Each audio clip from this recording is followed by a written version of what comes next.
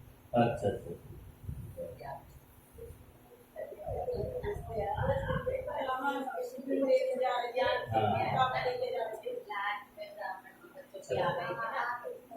बोलो शंकर भगवान की जय। वागर्था संपृक्तौ वागर्था प्रतिपत्तये जगतः पितरो वन्दे पार्वती परमेश्वरो। नैमिषारण्य के तीर्थ में और सूर्य महाराज 88,000 ऋषियों को इस कथा को सुना रहे हैं। पतित पावनी गंगा के संगम पर प्रयागराज जी में इलाहाबाद में, और सूर्य महाराज हमारे इलाहाबाद में, व्यास जी महाराज सनत कुमारों से इस कथा का रसपान कर रहे हैं। नंदीश्वर भगवान भी इस कथा को सुना रहे हैं, और ब्रह्मा जी के मुख से नारद जी इस बार बार चर्चा को, इस कथा को रसपान कर रहे हैं। और हम सभी श्रावण के पवित्र महीने में, पुरुषोत्तम के महीने में अपने मंदिर परिसर अंदर बैठ करके कथा का रसपान कर रहे हैं। कहते हैं ऐसी है ये पतित पावनी शिव महापुराण की कथा। किस प्रकार से कथा सुनते आ रहे हैं, कितने अच्छे से प्रसंग आ रहे हैं, और भगवान कैसे कैसे भक्तों को ऊपर दया करते हैं और किस प्रकार से दया करते हैं। नारद जी बार बार यही प्रश्न करते, महाराज हरि चिंतन, हरि कथा, हरि का सुंदर, हरि का भजन, हरि का कथन, इससे शांति प्राप्त नहीं हो पा रही। बार बार सुनते हैं फिर भी ऐसा लगता है कुछ न कुछ नया मिलता रहे। और यही बताई थी, रसिकों की यही कथा बताई गई थी। रसिक उसी को बताया गया था तो बार बार हरि चिंता की तरफ ध्यान लगा रहे, जिसका बार बार पूछता रहे, बार बार चिंतन करता रहे कि आज कथा कौन सी आएगी, कल कौन सी कथा थी, और उस कथा से कितनी दिव्य कथा आज तुम्हारे को सुनने के लिए प्राप्त होगी।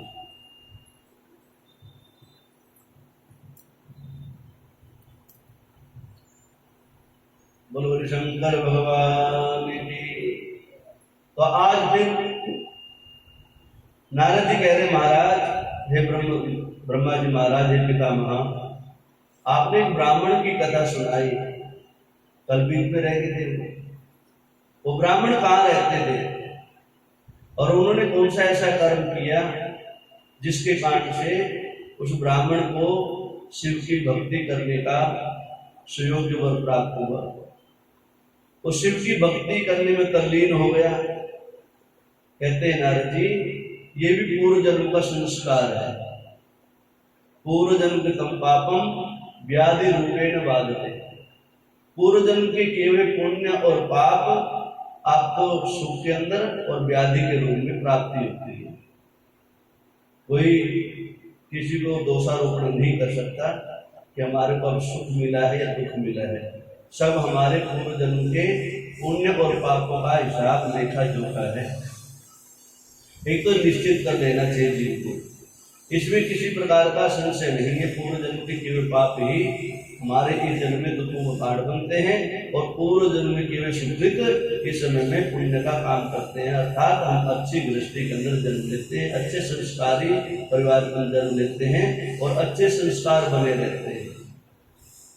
कहते उस ब्राह्मण ने भी अपने दोनों बच्चों को ये आदेश दिया, और उन दोनों ब्राह्मण के बच्चों ने आदेश को माना और अपनी माता को अपने पास रखे। ब्राह्मण देवता कालंजर पर्वत में रहते थे, और आज कालंजर पर्वत को देखकर दोनों बच्चों को आदेश देकर अपनी माता को उनके हाथ में सौंप करके अपनी धर्मपत्नी को, और आज सदा सदा के लिए मोक्षदायिनी काशी नगरी की तरफ वो आ गए। और ये कहा था कि पता लग जाए जब मेरा शरीर पूरा हो जाए, मैं चोला छोड़ के चला जाऊं, तो आपका एक और कार्य है कि अंत समय मेरी अस्थियों को इस गंगा नदी के अंदर ही समाहित कर देना, और पिंड दान आदि जो विधान है उनको भी करवा देना, वरना ये मोक्षदायिनी है, काशी नगरी है, इसमें किसी प्रकार का पिंड कराने की आवश्यकता ही नहीं। अर्थात जो जीव वहां पर अंत समय जिसका वहां निकल जाता है, जो वहाँ पर प्राण न्यौछावर कर देता है, जिसके प्राण काशी नगरी में छूट जाते हैं, तो पतित पावनी गंगा, मोक्षदायिनी गंगा और स्वयं काशी विश्वनाथ भगवान, जहाँ पर काल विराजमान है और जहाँ कपाल मोचन भगवान ब्रह्मा जी का सब जहाँ विराजमान है, अर्थात वो मोक्षदायिनी काशी नगरी है, उसमें किसी प्रकार का कोई पूजा पाठ ध्यान करवाने की आवश्यकता नहीं है। बोलो शंकर भगवान। अब इस प्रकार से दोनों ब्राह्मणों के बेटे अपनी माता का सेवा करने में लगे, तत्पर रहने लगे। और आज कहते हैं पता लगा कि हमारे पिताजी पूरे हो गए, तो कहते हैं दोनों भाइयों ने जाकर के अपने पिताजी की अस्थि संचय कर और गंगा जी में प्रवाहित किया और पिंडदान आदि जो भी कर्तव्य कर्म करवाना तो सारा करवा करके आज भगवान की कृपा से काशी विश्वनाथ जी का आशीर्वाद लेकर के आज पहुंच के अपने घर पे। और कहते अब अपनी माता की सेवा करने लगे। कहते हैं जब भगवान की कृपा होती है, जो आया है वो जाएगा, क्या राजा क्या रंग का फकीर, जिसमान है जो आया है वो जाएगा, निर्धारित समय सबका। कहते एक समय देव एक वो समय भी आया जिस समय उनकी माता का भी स्वर्गवास हो गया। और माता की भी यही इच्छा थी कि बेटा मेरी भी अस्थि संचय कर करके आप उस मोक्षदायिनी नगरी के अंदर काशी जी में ही, गंगा जी में ही प्रवाहित करके आ गया। कहते इस प्रकार से माता जी का दिव्य संस्कार किया, अस्थि संचय करी। और कहते छोटे वाला जो बेटा था अपनी माता के अस्थियों को लेकर के आज गंगा जी की मोक्षदायिनी काशी नगरी की तरफ जा रहे हैं। कहते इस प्रकार से चलते चलते पैदल मार्च होता था, पैदल चला करते थे। चलते चलते चलते समय यही समय प्रदोष का समय हो गया, संध्या समय आ गया और एक नगरी में उसको ठहरने का पड़ गया। कहाँ पर ठहराया जाए? ऐसा कौन सा घर मिले जिसमें सारी व्यवस्था हो, अर्थात ब्राह्मण हर किसी घर के अंदर रुकते नहीं थे।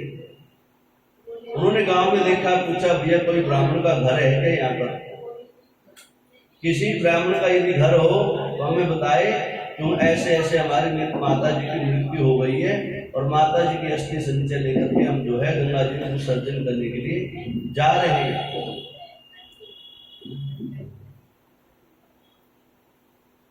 शंकर भगवान की गंगा माता भी आ गई।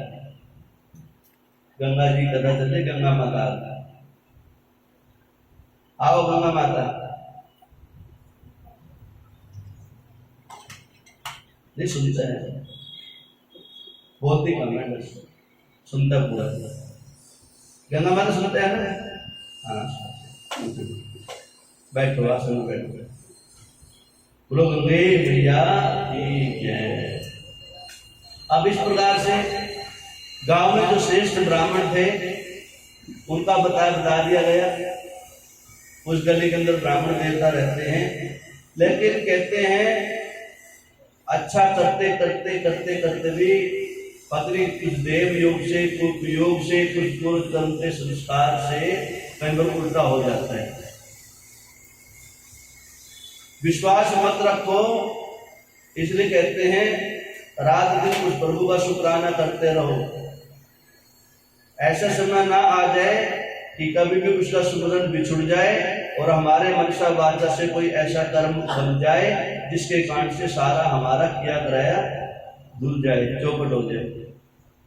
वो ब्राह्मण देवता का जो लड़का था अपनी माता की अस्थि लेके बैठा हुआ था, ब्राह्मण के घर में प्रवेश किया, उनसे राधे राधे हुई, जय श्री राम हुई। महाराज रात आपके घर में गुजारनी है और काशी नगरी जाना, माता जी का स्वर्गवास हो गया, तो इसलिए आप ब्राह्मण हो तो आपके घर के अंदर सारी सुविधा मिलेगी, इसलिए मेरे कोई दोष नहीं है। ब्राह्मण देवता ने अपने घर के अंदर उन महाराज को रोक लिया संध्या के समय में, तो यात्रा लंबी थी। लेकिन ब्राह्मण देवता को जिसके घर में रुके हुए थे उनको किसी कारण से इमरजेंसी में जाना पड़ गया कहीं पर, और कहते हैं समय होता है गाय का दूध निकालने का। अब गाय का दूध निकालने का विचार करने लगे। ब्राह्मण जैसे बाहर निकल गए थे अपने घर से, उसी समय आए गाय का दूध निकाल लूं, उसके बाद में जाता हूँ। जो अपनी माता की अस्थि लेके बैठे हो, तो वो ब्राह्मण देवता जिस घर में रुके वो भी ब्राह्मण देवता, लेकिन बाहर से तो पता लगे ब्राह्मण का घर है ये, लेकिन जब अंदर आके पता करते हैं, जब बैठते हैं, जब वहां का जो दृश्य देखते हैं वो बता रहे हैं कथा करकर। कहते हैं नारद जी, जब वो ब्राह्मण अपनी माता की अस्थियों को रख करके और आराम से बैठ गया और ब्राह्मण से वार्तालाप भी हो गई, और ब्राह्मण ने कहा मेरे को जाना है इमरजेंसी में, लेकिन उसने जब भी ध्यान आया कि अभी गाय का दूध निकालने का समय हो गया है, इसमें दूध निकाल के ही जाता हूँ।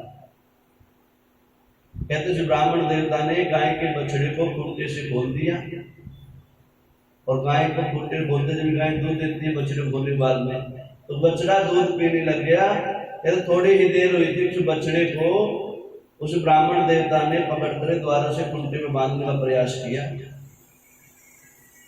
कहीं ज्यादा दूध न पी जाए, लेकिन वो बछड़ा बार बार छुड़वा करके गाय माता की तरफ आने लग गया। कहते उस ब्राह्मण देवता को गुस्सा आ गया, और कैसे उसने डंडा रखा था, उस ब्राह्मण देवता ने उस बछड़े को खूब मारा। और कहते हैं इधर से जो गौ माता थी वो रंभा रही है, चिल्ला रही है, रो रही है, और कहते हैं कुछ नहीं कर सकती गाय माता, कुछ नहीं कर सकती, लेकिन वो चिल्ला रही है कि मेरे बेटे को अधिकार जो है, अधिकार जिसका उसको उतना देना चाहिए। लेकिन उस ब्राह्मण देवता ने उस बछड़े को खूब मारा, इतना प्रताड़ित कर दिया कि उसके प्राण उड़ने को हो गए। ये बातें गाय माता बता रही है अपने बेटे को, अगले जन्म की बातें बता रही, फिर अगले बता रही है। बोलो शंकर भगवान। कहते हैं ब्राह्मण देवता कहते हैं उस दृश्य को देखता रहा, बैठा बैठा मैं भी कुछ नहीं कर सकता था, मैं भी विवश था, जो दूसरे घर में गया था, और मैं भी अपनी माता की अस्थियों को लेकर के जा रहा था, मुझे रात का आश्रय चाहिए था, मैं वहां पर। कहते मेरे से भी रहा जा रहा था ऐसा देखा दृश्य। कहते भी मैंने जैसे जैसे करके उस ब्राह्मण देवता ने दूध निकाला, उस बछड़े को बांध दिया, और वो अपने अन्य किसी कार्य विशेष से चला गया। जैसे तैसे करके कहते हैं मैंने वहां पर रात में जा लिया।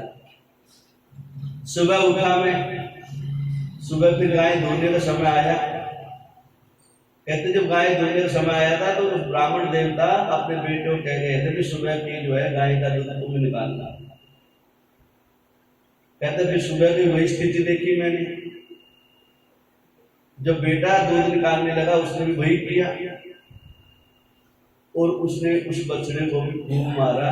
गाय माता फिर भी रोती रही, और कहते हैं इस दृश्य को देखता हुआ मेरे अंदर पश्चाताप की गिलानी हुई कि हाय मैं अपनी गाय माता को भी नहीं बचा पाता, काश मैं इतना तो प्रयास करता कम से कम गाय के बछड़े को तो बचा पाऊं, लेकिन कहते हैं उसको भी मैं नहीं बचा पाया। और अंत तो गत्वा में ऐसे धीरे धीरे करके जैसे मैं आगे निकला, वहां से ब्राह्मण देवता घर छोड़ के वो वापिस आ गया। वापिस मतलब गंगा की तरफ आ रहा हूँ अपनी माता की अस्थियों को लेते हुए। कहते हैं नारद जी, कहते हैं कि आपने कथा सुनी थी पीछे, गाय को मारने वाला, गाय के बछड़ों को मारने वाला, ब्राह्मण को दुत्कारने वाला, ब्राह्मण को ब्राह्मण मारने वाला, ब्राह्मण के अधिकार को छीनने वाला, धर्म का अधिकार खाने वाला, भ्रूण हत्या करने वाला, कन्या को मारने वाला, उनके पीछे ब्रह्म हत्या पीछे पड़ जाती है। कह रहे मैंने देखा, और स्थिति यही नहीं हुई। कह रहे जब सुबह जब ब्राह्मण का बच्चा उसको मार रहा था गाय को, यहाँ तक स्थिति हुई गाय माता आज अपने बछड़ों को लेकर के, गाय माता उस बछड़े के पीछे पीछे, और ब्राह्मण जो जा रहे थे अपनी माता की अस्थियों को लेकर के उसके पीछे पीछे चल दिए। अर्थात उस ब्राह्मण ने घर से सदा के लिए गाय को निकाल भी दिया। कहते इस प्रकार से मैं बहुत दूर निकल गया जंगल में, और गाय माता को कुछ विश्वास हो गया ये ब्राह्मण देवता कैसे। कहते पहले पशु को भी ज्ञान होता था, हर जीव को ज्ञान होता था, मनुष्य की बातें समझने का अधिकार उनको भी ज्ञान होता था। कहते जिस प्रकार से ब्राह्मण देवता जा रहे थे, मैं उन ब्राह्मण देवता के पीछे पीछे लग लिया, माँ और बेटा, बछड़ा और गाय दोनों। कहते इस प्रकार से ब्राह्मण देवता जब काशी जी में पहुंच गए और अपनी माता की अस्थियों का विसर्जन किया, पिंडदान आदि किया, और पिंडदान करने के बाद में दान पूजा जो भी होता है वो किया, और कहते उस करने के बाद में उस ब्राह्मण के पुत्र को कहते नारद वो गाय माता और बछड़ा दिखाई दी। कहते महाराज वो गाय माता और बछड़ा उनके पीछे क्यों चले थे, उसके विषय में कोई चर्चा। कहते इस प्रकार से गाय माता ने धर्म का रूप धारण करके उसकी रक्षा करी, और कहते हैं जिस घर के अंदर, जिस ब्राह्मण के घर के अंदर गाय माता बंधी हुई थी, वहां का वर्णन सुनाते हैं। कहते कैसे कर्म विपाक से जीवन में कब कैसा कर्म हो जाए, अच्छे से ज्ञानी का भी, अच्छे से ध्यानी का भी, अच्छे से बुद्धिजीवी का भी बुद्धि भ्रष्ट हो जाते हैं कई बार। कहते महाराज वो गाय माता कौन थी? कहते हैं वो गाय माता साक्षात में धर्म का रूप थी, धरित्री का रूप थी। जब बाबा जी में बताती है, बैल जो है, बछड़ा जो है धर्म का रूप होती है, और गाय माता धरती का रूप होती है। कहते हैं जब पता लगा कि गाय माता साक्षात में धरती का रूप है, बछड़ा जो है बैल का जो रूप है ये धर्म का रूप है, ये मेरे पीछे क्यों लगी है? कहते हैं जो अपने माता पिता की आज्ञा का पालन करते हैं, माता पिता की कहे हुए वचनों का पालन करते हैं, उनकी रक्षा के लिए स्वयं धरती और स्वयं धर्म उनके साथ में विराजमान रहते हैं। इस प्रकार से गाय माता से चर्चा हुई।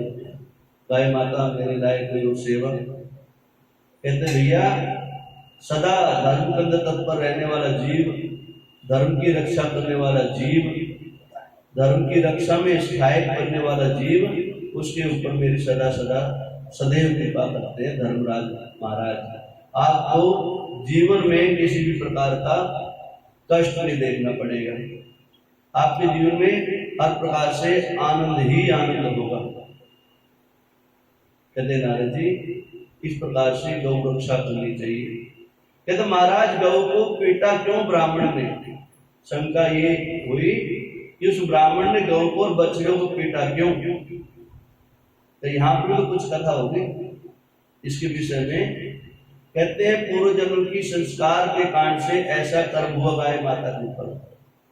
कहते गाय माता पिछले जन्म में एक ब्राह्मण थी, ब्राह्मण का घर था, ब्राह्मण थी स्वयं, ब्राह्मण और ब्राह्मणी का रूप धारण करके रहते थे। उसके घर के अंदर उन्होंने जानबूझ करके ये जो ब्राह्मण आज इसको पीट रहा है और ब्राह्मण का बेटा जो इसको पीट रहा है, तो उस पश्चाताप की गलाने के अंदर जल रही थी पूर्व जन्म के पश्चाताप के कारण से। और इन्होंने इस ब्राह्मण और ब्राह्मण के लड़कों को मारा था सींग से। कहते उस समय की बात है जब गाय माता का दूध निकाल रहे थे, जो गाय बनी है ना ये, उस समय की बात है ये। उस समय में कहते इसने अपने सींग के द्वारा इसके बेटे को पीटा था। आज उसका बदला लेने के लिए उल्टी स्थिति बनी इनके साथ में। और कहते वो गाय माता थी जो पहले, जो ब्राह्मण ब्राह्मणी थे, जो अब गाय माता बनी है। कहते जब गंगा जी पहुंचे द्वारा से, जब गंगा जी के पास जा रहे थे, तो जाते जाते रास्ते में ब्राह्मण ने देखा इस गाय माता और बछड़े का कलर भी बदल गया। पहले सफेद थी और जाते जाते इनका कलर भी बदल गया, अर्थात काली हो गई। तो ब्राह्मण देवता कहते हैं, और इधर नारद जी कहते हैं महाराज वो गाय माता काली क्यों हो गई थी चलते चलते? कहते हैं जिस ब्राह्मण के बच्चे को मारा था इन्होंने पूर्व जन्म में, वो ब्रह्म हत्या का शाप लग गया था इसको। तो ब्रह्म हत्या का शाप लगना सबसे बड़ा पाप माना गया है। कहते फिर गाय माता इसके इस ब्राह्मण के पीछे पीछे चली थी। गाय माता को ज्ञान हो गया था कि मेरा जो पाप जो है यदि शमन हो सकता है तो गंगा जी मोक्षदायिनी गंगा है, वहीं पर हो सकता है। इसलिए गाय माता और बछड़ा जो अपने बच्चे को लेके ब्राह्मण के पीछे पीछे चले गए और गंगा माता के किनारे बैठ करके गाय माता और बछड़ा अपनी चर्चा बता रहे हैं। अरे भैया, पूर्व जन्म के किए हुए पापों के कारण से भी आदमी को इस जन्म में दुख और सुख का अनुभव करना पड़ता है। इसलिए पूर्व जन्म भी महाराज, पूर्व जन्म किसने देखा? देखा जब तो बता रहे हैं। पूर्व जन्म के कारण से हमारे को यश मिलता है, पूर्व जन्म के कारण से हमारे जीवन में पाप लगता है, पूर्व जन्म के कारण से हमको अच्छे कुल के अंदर जन्म मिलता है और पूर्व जन्म के कारण से हमारे शरीर में आदि व्याधि जरा पीड़ा मृत्यु अनेक प्रकार जो कष्ट होते हैं वो पूर्व जन्म का ही संस्कार है। इस जन्म का कोई संस्कार ही नहीं। फिर हमारा फिर कलयुग में कलयुग तो इस हाथ में दो और इस हाथ से दो, चट मंगनी पट गया तुरंत। कलयुग में कुछ ऐसा विधान नहीं है कि आज करो कर पाओगे। कलयुग का विधान यही है, क्यों आयु बहुत छोटी है। कलयुग के अंदर ऐसा कुछ है ही नहीं। कोई धारणा कर ले, कोई संकल्प कर ले, कोई भाव जागृत कर ले कि मैं इतने दिन के बाद में संकल्प करूंगा, इतने दिन के बाद में किसी यज्ञ को करवाऊंगा, तो कोई निर्धारित नहीं है कि वो जितने दिन का संकल्प किया है उतने दिन भी निश्चित है कि नहीं है। कहते तो त्रेता और सत्युग द्वापर युग थे, जहां आदमी कहता है मैं 1000 वर्ष तक तपस्या करूंगा, 1000 गायों का दान करूंगा, इतने बड़े अश्वमेघ यज्ञ करूंगा, वाजपेयी यज्ञ करूंगा, उत्तरेष्टि यज्ञ करूंगा। ये तो उस समय की मर्यादा है, उस समय में आयु का इतना विधान बना रखा था। कलयुग के अंदर ऐसा कोई विधान नहीं है। कलयुग तो यदि आज मन के अंदर संकल्प उठ गया, विचार उठ गया कि मुझे कल कथा करनी है, तो आप इंतजार मत करो कल का भी, आज ही कथा कर लो। बस कलयुग तो आज का ही है, तुरंत आज संकल्प उठ गया दान करने हैं तो तुरंत। और ये भी मर्यादा नहीं है, दान गंगा के किनारे करेंगे, यमुना के किनारे करेंगे, गौशाला में करेंगे, मंदिर में जाके करेंगे, या बहु बेटियों को बुला के करेंगे। कहते नहीं, कलयुग ये भी परिपाटी नहीं है। कलयुग में तो जब मन को लगे कि मुझे दान करने हैं, तुरंत जेब में हाथ डालो, जो भी आए तुरंत संकल्प कर लो, वो आपका है। कल के ऊपर छोड़ के चलो भैया। तो जैसे गौ माता की पूर्व जन्म में ब्राह्मण और ब्राह्मणी थे, जैसी गति ब्राह्मण और पुत्र की, तो वैसी गति होती है। कहते ब्रह्म हत्या का शाप द्वापर में मिट जाता था, त्रेता में मिटा, सतयुग में मिट जाता था।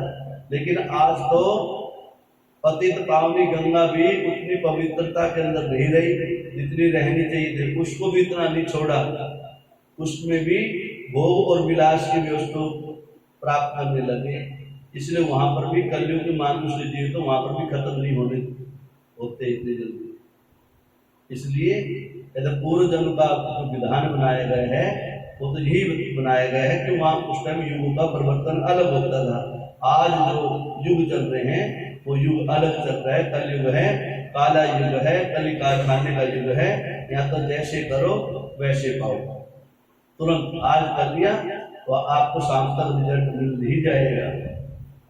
गुरु शंकर भगवान कहते नारद जी, इस प्रकार से उस ब्राह्मण देवता ने अपनी माता जी के अस्थियों का संचन किया, अस्थियों का विसर्जन किया और गौ माता को देखा कैसे उसके ऊपर ब्रह्म हत्या का शाप लगा हुआ था। और उसने ब्रह्म हत्या, जैसे गौ माता ने अपने बछड़े के साथ में गंगा जी में स्नान किया और गंगे मैया के स्नान करने मात्र से वो गौ माता और उसका बछड़ा बिल्कुल सफेद हो गया, निर्मल हो गया, धवल हो गया। और कहते ब्राह्मण देवता उससे बात करते, वो चर्चा आपको एनालिटी चर्चा ही सुनाई आपको पूरे जन्म की। इसलिए जीवन में हर किसी भी जीव को कभी भी काम क्रोध मोह मोह के कारण से किसी के प्रति ईर्ष्या द्वेष बुरानी ईर्ष्या और मत्सर नहीं करना चाहिए। गुरु शंकर भगवान की जय। महाराज, हमने सुना है एक नंदीश्वर शिवलिंग हुए, नंदी के ईश्वर,